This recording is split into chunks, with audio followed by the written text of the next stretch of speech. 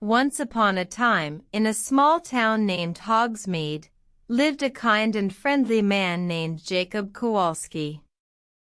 Jacob was known for his beautiful, magical garden, full of vibrant flowers and plants.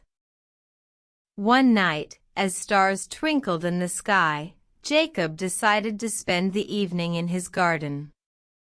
He picked up his watering can and walked towards the garden gate, a big smile on his face. As he entered, he noticed that something was different. The flowers seemed to be glowing in the moonlight and the air was filled with a mystery. Jacob felt a strange, tingling sensation. Suddenly, a tiny, talking Snitch landed on his shoulder. "Hello, Mr. Kowalski," it said in a soft voice. Jacob was surprised but not scared. He had heard stories about magical creatures, but he had never seen one before. The Snitch explained that it was a magical night and the garden was enchanted. Jacob was amazed. He asked the Snitch if he could show him more about the magic. The Snitch agreed and led Jacob through the garden. They walked past the glowing fire whiskey bushes, the moving mandrake plants, and the singing toadstools. Jacob was in awe of the magic that surrounded him.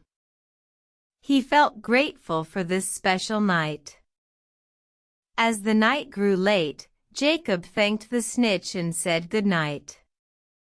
The Snitch wished him a good night and flew away. Jacob went back to his house, feeling happy and excited about the magical night he had just experienced. From that night on, Jacob decided to share his garden with others. He opened it up for everyone in the town to see. People came from far and wide to see the enchanted garden of Jacob Kowalski. And so, Jacob's garden became a magical place, filled with wonder and joy. It was a place where dreams came true and magic bloomed. And every night, Jacob would sit in his garden, watching the stars and remembering the magical night he spent with a talking Snitch. The end.